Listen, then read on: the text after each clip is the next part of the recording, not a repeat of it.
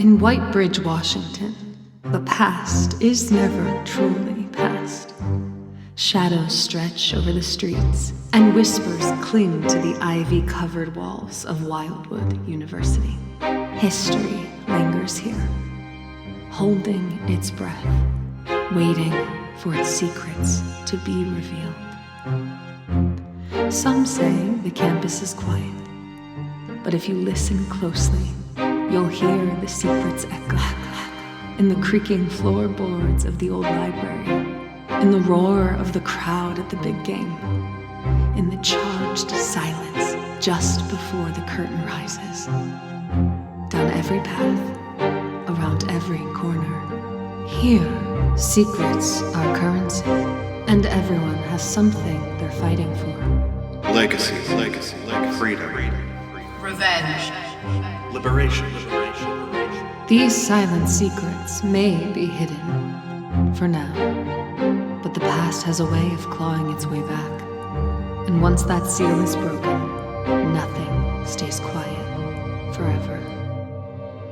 Welcome to Wildwood.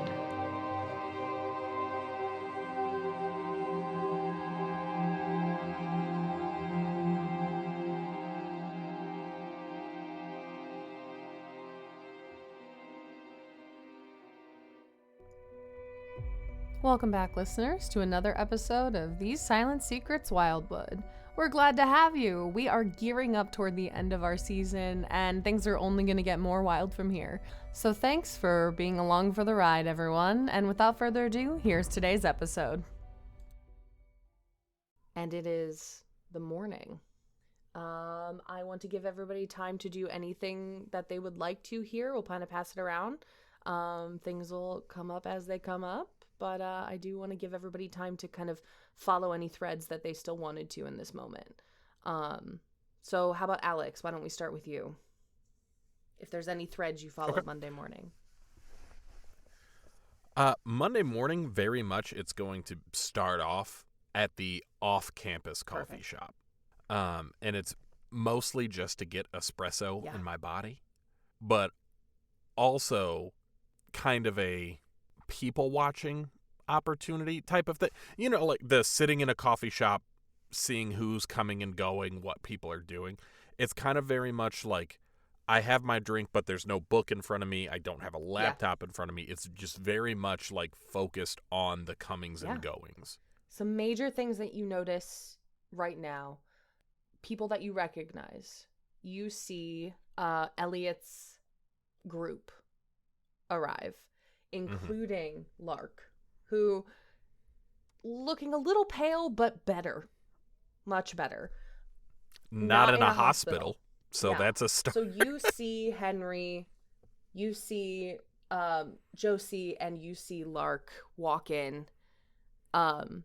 Henry kind of helping Lark in, and they grab some coffee. Lark gets a tea specifically. And then they sit down at a table all together, and they look to kind of be going over things. Like, it looks like they sit down and they start like a business meeting almost. It's just like they have checklists of things to go through. And Henry, you were out on vacation. We need to catch you literally up so we can get every. I imagine a like legal pad type notebook where it flips up and over, like 100%. And yeah, it's a legal pad and like a leather folio. Absolutely. So you recognize them almost immediately, and that's something that's going on there. You recognize a few other people that you don't know very well, a couple townies. You see one first date that seems a little awkward also happening in the corner. Props on doing it for breakfast, though. That's breakfast date, first thing. Ooh. And then on a Monday morning. Yeah. That's commitment, man. You see actually on it's two women, and on one of the women's bags she has like a little name tag like thing, like a badge of sorts, and you see that she does work at the school, and so she's got her little Monday morning right before she goes to work kind of date. But you see that happening. Those are just some stuff around the outskirts. And then one other person comes in kind of later into your people watching that you recognize, with bright pink hair. And Hadley makes her way in to get some coffee as well. She doesn't not recognize. She doesn't see you at first. Mm-hmm. I basically just like kind of trying to do a little bit of a bit here. Like as Hadley's walking up to the counter, I just cut her off and get right in front of her. Hey, watch it, you motherfucker. And just acting like I... Oh, hey. Oh, sorry. Didn't see you there. What do you want? I was gonna get one of those Red Bull and energy shot things. I just turned back to the counter and I'm like, can I get one of those Red Bull and energy shot things? And then let me get 2 shots of espresso and some lemonade. The person behind the counter says, okay, yeah, for sure, but I legally have to read this disclaimer for you to make sure you know what you're getting into. No, you don't. But I have to. No, you don't. You did. Good job. You did it. I am legally disclaimed. And they go and make the drinks for you. Hadley kind of chuckles at that. Just like, I love that you don't give anybody any wiggle room. That's something I love about you. Well, as my old Meemaw used to say, you let them shenan once, they will shenan again. Do you actually have a Meemaw? Okay. No. But if you did, sounds like she'd be pretty cool. I'm sure that's a thing she would say if I had a Meemaw. The drinks finally come, and yeah, she grabs hers, and you have your shots of espresso. Espresso? Who the fuck am I? Espresso. I was gonna let you have it. Don't let me have that. I wasn't. I was about to. I heard it, and I was like, that's incorrect. I almost said something like, no, let's play it out. Yeah. Looking on me for bonfire, but I not didn't say shit to you, espresso. Mathery. Bonfire was cute. I let No, you have but- that one. Well, yeah, because we bonded. That's why I thought it was fun. Because like it was like Oh. a moment of togetherness at a bonfire. So it was a I thought you bonfire were because just we making bonded. fun of the fact I put a D No, in there. no, like it was genuinely a fire where Oh my we god, all and bonded. here I thought I was catching strays. So- I'm so sorry, Nicole. No. Enjoy your espresso. I support you fully. I genuinely thought it was cute. Also, fun fact, because since this is in 2012, apparently Red Bull has been a thing since April 1st of 1987. I love it. Really? Yes. That's amazing. It Red Bull. It is from Austria. Good. Go Red Bull. Also, what? Yeah. Okay, perfect. Hadley and you have their drinks. And yeah, she kind of makes her way over to, she kind of looks, sees an empty table. That you over there? I'm going to sit there now. Yeah. And sits down at it. You don't have to do this. Do what? It's fine. I'll be fine. This isn't for you. It's about you. It's not for you. I, actually kind of have a couple questions, if you don't mind. Go ahead. She kind of moves her jacket to the side, and you see she is wearing the locket that you gave her.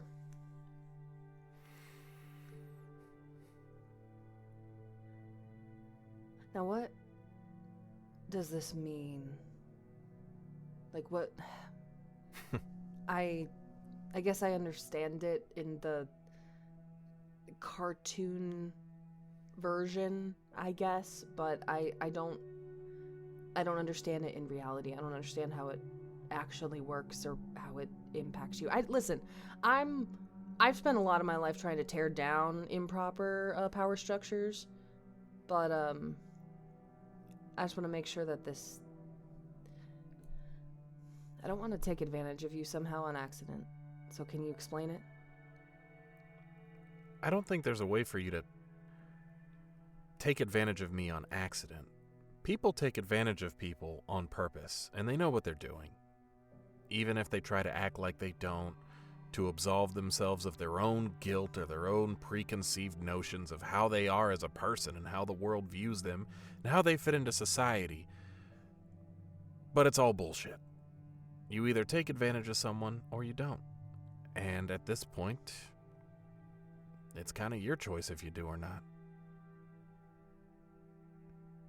How it works, it's a lot like the cartoons. It's a lot like the books and the stories. There's a few details they get wrong. They get a lot of it right. The only real difference is I'm not Blue and I don't do impressions of Jack Nicholson. I don't know, I've heard that before. When you were putting The Shining back on the shelf at the library. Well, what I do in my own time is different than what I do for you. Understood. So if I ask you to do like a one-person reenactment of that movie, that answer would be It really depends on how you phrase the request. fair. But really, suffice it to say, you're in charge now. Oh. What you do is up to you, and I'll follow along, and I need you to know that it'll be willing. I gave you that for a reason. I could have given it to anybody else, but I chose you. So don't worry about it. I did it because I think you're a good person. And if you're worried about if you're a bad person or not, bad people don't worry if they're bad people. Good.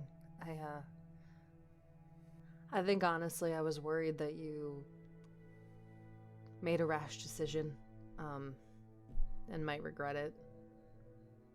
I can be kind of abrasive sometimes, I guess. I'm told. I don't really see it, but...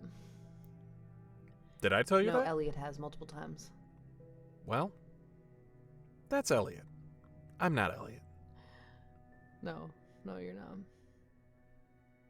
But what was that kiss yesterday? What is any kiss? Something I wanted to do? I wanted it. And like you said, I don't give people a lot of wiggle room. Can I ask one last thing, and then I'll drop the subject for now? You don't even have to drop the subject. You have the locket now. You can ask anything. Yeah, but I guess I still want your permission. And I'm saying, you have it. Cool, yeah. What would you wish for? It's a question I asked myself a lot before. And to be honest with you, it's one of those questions I stopped asking myself because the answer changes all the time. I mean, think about it. Even for you, what you wanted yesterday might not be the same thing that you want today. Yeah. And so for me, it's an option that hasn't been on the table all that often. And so it's kind of a question I stopped asking, you know? Yeah. No, I guess that makes sense. I guess if I had to wish for anything, it would just be to be content, you know? We live in this world and it's full of turmoil and hurt and anxiety and all this bullshit happening around us all the time. But sometimes you have those moments where you're just content. And you think, I wish I could just have this all the time. And you know how sometimes you have those moments where you look back on the good old days and you think, man, that was a golden time. I wish while I was in that moment, I knew that this would become one of the good old days. I think about that a lot. And sometimes you do have that moment of contentedness where you're like, yeah, this is a memory. This is something I'm going to look back on and go, yeah, that was the good old days. And I kind of just want that every day. Well, fuck. That's an option too.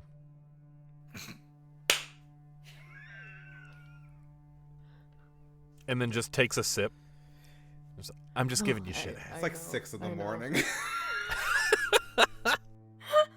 You've got a really interesting outlook on this whole thing.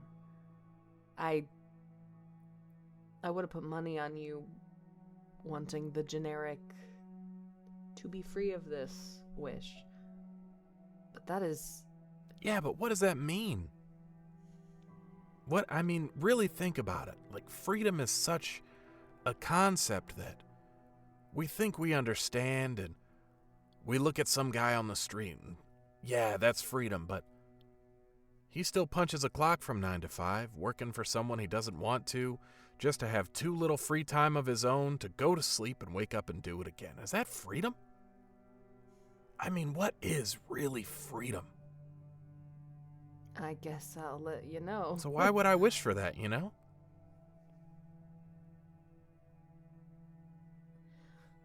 Yeah. You know what? Yeah, that makes perfect sense. If I could wish for anything right now, honestly, and I know this sounds morbid, but I wish it was me instead of him. You can't say that. You can't. It's true, though.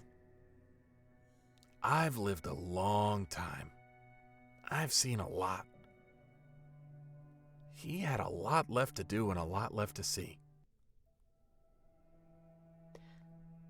If it was my time, hell, I had a good run. But for him, cut that short so early? How's that fair? Where's the freedom in that? Where's the contentedness in that? You know, it brings something up to me, something that I've been struggling with for a long time.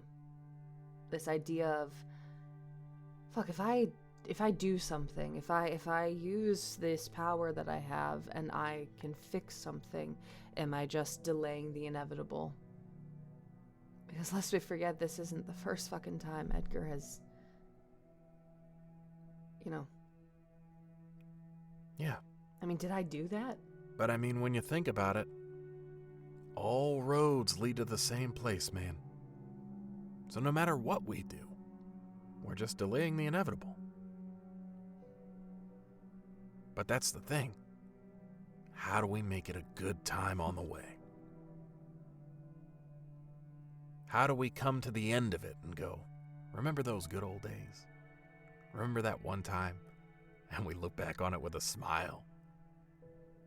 We just got to make more of those happen, you know? Yeah, I don't think we can do that right now, but maybe eventually. Maybe. We are in public, so that would be weird. And as you say that, you hear a scream from behind the counter. And the barista jumps up on the counter. It says, "Get the fuck out of here!" And as you kind of turn to look in that direction, you see hundreds of scorpions crawl across the corner, spreading across. People are pushing chairs over, getting up on tables. You and Hadley move pretty quickly, and you watch them. They are coming from the fucking ceiling as they start just overtaking this coffee shop.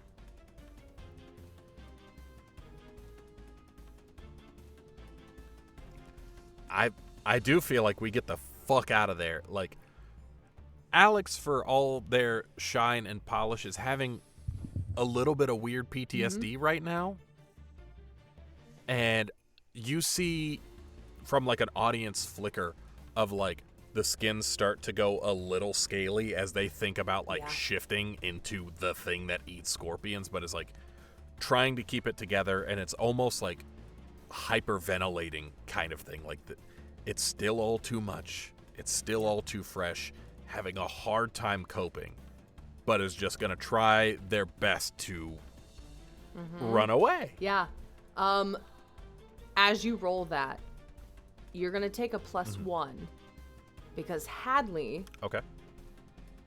kind of grabs your shoulders, closes her eyes for a second, and you watch as the world around you freezes and pauses. And the scorpions are still there. They are still on the way. They're still multiplying out of the fucking floorboards, coming out of nowhere, basically. But They are not moving in the current moment. So you have more of a free path. I somehow rolled a 0, which is not possible. Not possible. So let me figure this out.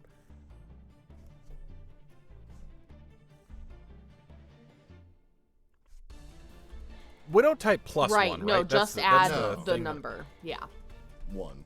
Okay, that's what I keep doing wrong. Was that with a +1? That was. No. Okay. All right. So, on a fail, let's see. So, on a fail, you don't have to choose one of the things, but I think narratively, I would like you to pick which one you would have picked if you succeeded, because that will lead me to a good consequence for you. So the options here were run into something worse, cause a big scene, or leave something behind. What would you have chosen if you could have succeeded? Probably cause a big scene, because I imagine, like, Lexi is fresh and raw right now, y'all, and I mean, this whole, like, scorpion thing coming, like, that kind of, like, the stinging in the back of the neck is, like, that kind of, what is it called, like, phantom pain or whatever is, like, happening, and it's just, like, too much, and, like, full-on scream, almost flips table, kind of, like, getting the fuck out of here. Where the failure comes in this moment is the scorpions are paused, they're all frozen, and you rush, like you're getting out of here in this almost panicked state. And in your rush, you end up breaking through the glass door. You get you take a harm as the glass kind of hurts you as you make it out onto the street. Hadley follows and is like, holy fuck, are you okay? But as she is saying that, time resumes. And the scorpions have an opening.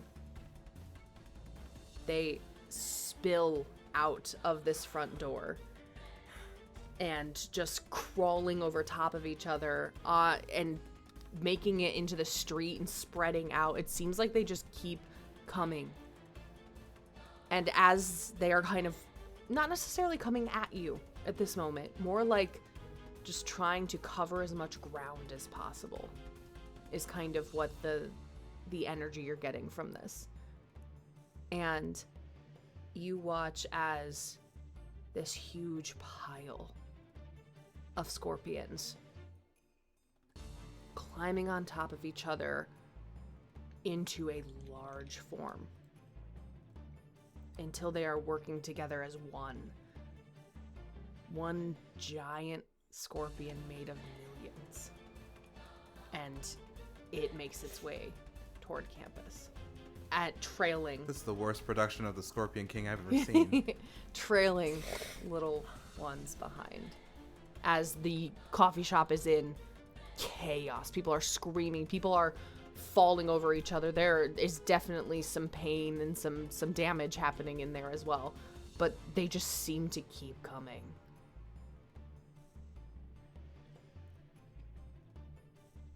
Dog, I'm at a loss. Jesus. Like Marcus, the person, is at a loss. Fuck. Honestly, I think... Okay, here's how I'm going to decide this. I'm going to try and keep it cool. For sure. And that's It cold, is. correct? Okay. Good play. Good play. Because this is going to determine... For this sure. is going to determine. No! Okay. Man, make sure you're marking So- those experience. Yeah. Yeah, Jesus. Marcus is back, baby! So with that, like, full on freak out breakdown. I think it's genuinely, I think I freeze. Like, I think it's a full on, like, physical freeze of, like, being conflicted on, do I follow this thing to campus? Do I try and go back into the building to try and get the people that are still in there? Like, quote unquote running into the burning building kind of thing. Like, I think I just kind of like full on freeze, and I'm like looking at Hadley, and you see not any like noise coming out. There's not screaming or anything, but you see the like open agape mouth and then just tears fauceting down my face as I'm just like paralyzed with fear and indecision. Hadley sees this and recognizes this, and even within her own panic that she is feeling out all of this, is able to kind of push that aside and just wraps her arms around you in this quick, like, almost I'm not thinking kind of state, and just grabs you, and you feel that she reaches into her pocket for something. And then you don't see what it is, but she's holding on to you. And in an instant, a bright white light envelops both of you. And then it darkens. And you are outside of the arts building in the dark. And Hadley kind of takes a step back. And you see in her hand she is holding the picture that Henry got her of the vandalized Sinclair building. And as she turns her head, you see a hooded figure defacing the arts building. And we'll come back to that. Sick. I was also, I need y'all to hear this, and it's not because I just rewatched Lord of the Rings. I think about this. I think about Lord of the Rings all the time. But as soon as you said pull something out and a bright light comes up, all I could think about was Sam going up against Shelob. That's all I could think about. Elliot. Hi. Hi. What's your morning look like? Well, I'm assuming that everything that I was going to do is scrapped as I feel Alex, I'm assuming panicked beyond anything. And then I'm assuming feel, as we've established, Alex and Hadley disappear. So nothing I was going to do is going to but happen hold on. You can do things before that you feel that, though. Yeah, but I was also an exhausted person, so I probably was woken up by sheer panic. Yeah. Okay, for sure. Yeah. I think out of all the characters, Vi is the only one that wakes up at like 5 in the morning. So. All right. Yeah. So you feel that feel that sheer panic. So from both of them, feeling Alex especially. Feeling them then vanish. I'm gonna hail the others as quickly as possible. We all felt that, right? Yep. Would Key have woken up? Because bro was probably crashing at 4 a.m. You know what? I feel like it might feel like a dream. Like you felt it in a dream, like to you. Like it. Yeah, so you get nothing from Key. Sick. You can feel them though. Like I do feel Key. All right, cool. All right, what do we do? Well, considering the fact that the last time someone disappeared, it was you and Hadley, I would assume that Alex and Hadley are together. Well, yeah, I just also, when we disappeared last time, we weren't panicked enough to wake me from sleep. So, I think I'm more concerned as to why they both needed to disappear in a rapid pace, post-panic. You're right. This isn't gonna help, but full transparency. I talked to the magic underneath the library. It said survive. Awesome. Thanks, random magic thing. Yeah, apparently it can only talk to us in dreams, and would have loved to dream before this moment.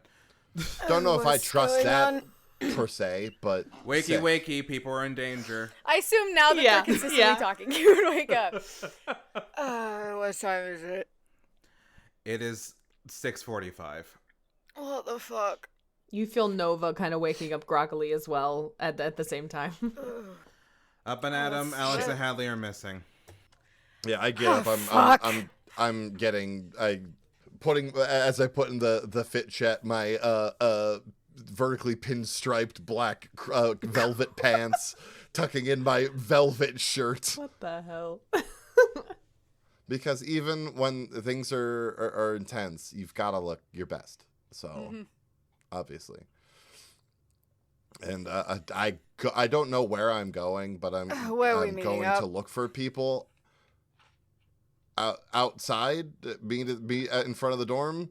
Okay, I'm at the band house. It'll take You a sec. went to your room. Clearly he I didn't. left. Fuck. I didn't really want to deal with Court. He seems like he needs a lot of sleep right now. Yeah, fuck that sorry, I'm just catching up. What is happening? We don't I think know. we think Alex and Hadley were panicked, Okay. like horrified, and then they both vanished like when Hadley and I jumped to the past. Yeah. So I'm assuming that something was so bad that they had to bail the fuck out. Oh, fuck, why didn't you say that first? Gee, fuck you, Key.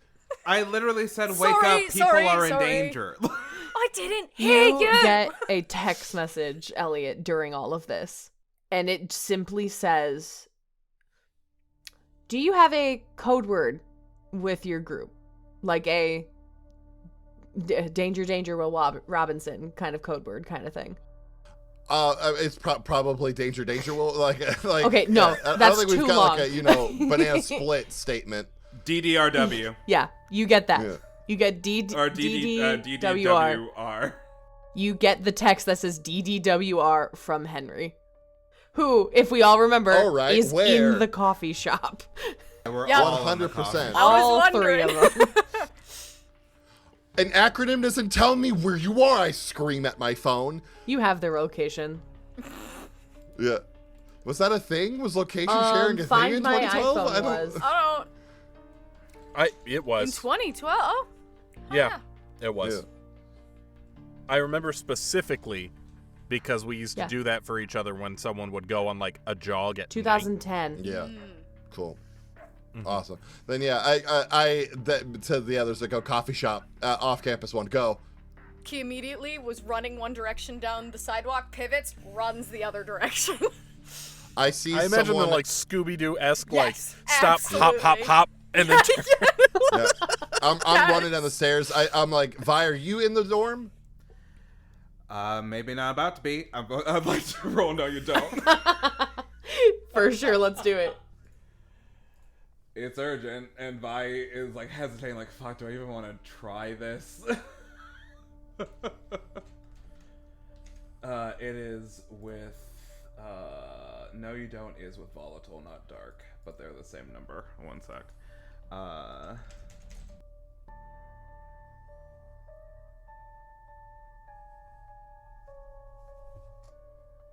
big old 10. Okay. Hell Heck yeah. yes. So you disappear. I think Elliot, like, Vi just like kind of walks out of the room as Elliot's like running, and Vi just like goes into them in like a puff of purple Yep. smoke. Fucking eyebrow pencil. Fucker. And yeah, you disappear instantly, and for the first time in a while, Vi, oh, does this magic feel good to you? Like it feels like you've settled into it finally. Like it's been it's been something that like you've kept trying to reach for and you just haven't been able to. But in this moment, it does exactly what you want it to, when you want it to, and it works perfectly. Oh, doing things right is such a high. as Vi like sort of like I think Vi teleported like maybe like a block away from the coffee shop in like an alleyway. Yeah. You And it's just like running in like fucking Like Hayden Christensen. like chunky. you Because I assume he's closer. you appear in this alleyway and the main street is like right there, and so you start running down that and you watch as this large critter just Oh no! I'm sorry. Critter is such a misnomer of a word to me. Oh little guy. This abominable, horrific little critter. He's just monstrosity. Just a giant Just an scorpion amalgamation monster. of thousands and thousands of little scorpions. It's nothing my but your God. PTSD and nightmares made manifest. Yeah. It's just a big scorpion, uwu. But that's what you see. You see this giant creature. Is that better? This giant creature made of other creatures. Vi transmits the image of this, what they're seeing, to the group. I think, and mentally, not verbally, I think this is what they were running from. I'm gonna check out the coffee shop, see if there's anything I can do. Yeah. There are still not as many as as part of this big creature, but still like hundreds of scorpions that are like kind of trailing afterwards. It does seem like they are all headed that way though. Like it's not like they're staying here. But you have to dodge, dip, duck, dive, and dodge to make your way to the coffee shop. Didn't know we were gonna get a Patches O'Houlihan reference. I know that magic is a thing that is usually held secret for if magic is revealed. In some cases, it could lead to, witch hunts or not. However, there's a lot of scorpions. There's a lot of scorpions. And we could all chalk this up to hallucination, mayhap. Could I potentially start blasting to clear a way for some people? For sure. Yeah. You are, like, as you are getting closer to, you're hearing screaming going in the opposite direction, so nobody's really paying attention to you right now, which is on your side. Perfect. I will use Sawed in Half with Maim. Awesome. Which is volatile. That's a 9. 9. Yeah, for sure. So let's see, what is that? On a 7 to 9, you still deal 2 harm, but you harm another person the MC chooses as well. Okay, cool. Yeah, you're doing this and you're getting a nice path cleared as you get right up to the door of the coffee shop. Can I add a little flavor? Yeah, for sure. Go for it. Like Vi's just like, Smallville, don't fail me now. East for Dross. As they say 3 of Swords and like illusory swords start just swathing paths. Heck yeah, I love that. And so as you get closer to the coffee shop, you're still getting used to this power. And right now it's working for you.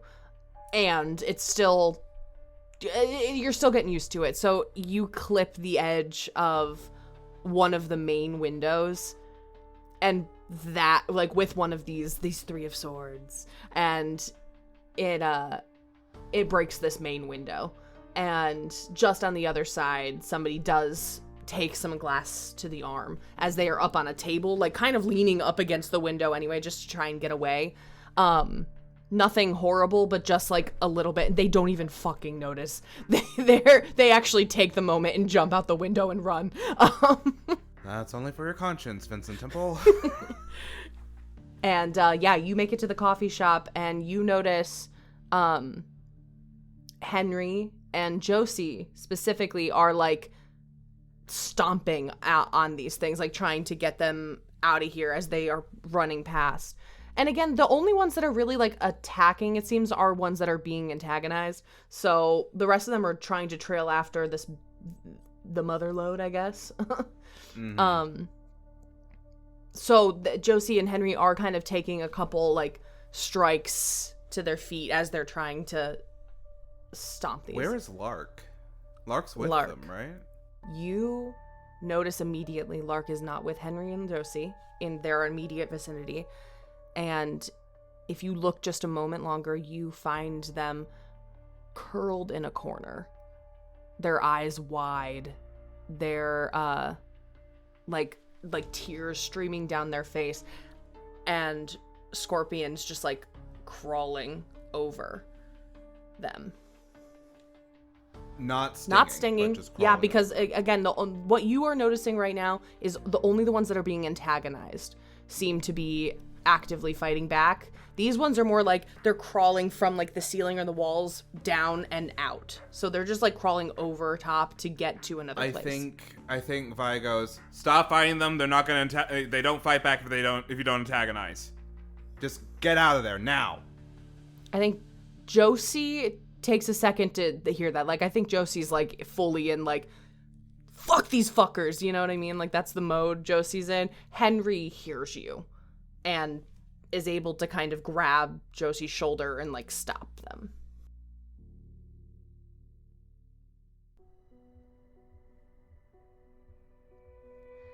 Thank you so much for listening to another episode of These Silent Secrets Wildwood.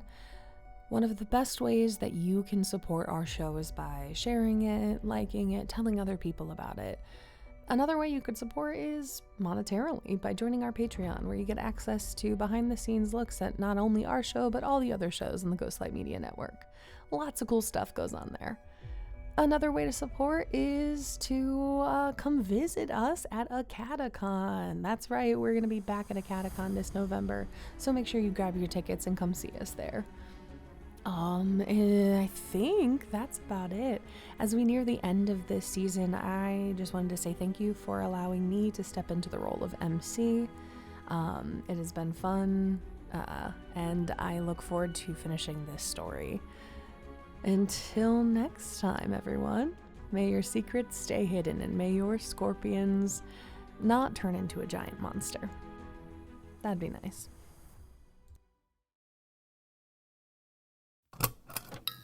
This has been a Ghostlight Media production.